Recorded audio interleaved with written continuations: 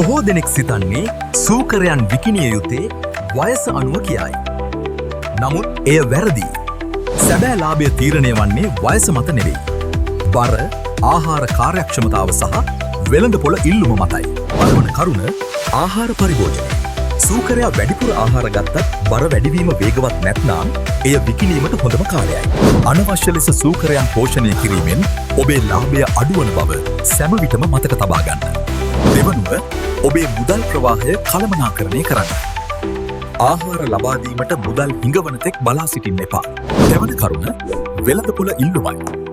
ඔබේ ප්‍රදේශයේ ගැනුම්කරුවන් කැමති බර ප්‍රමාණය හඳුනාගෙන ඒ අනුව නිෂ්පාදනය කරන්න.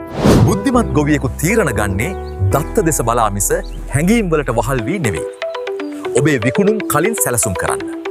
වැඩි විස්තර දැන ගැනීමට උඩ කැප්ෂන් එක කියවන්න. සුබ දවසක්.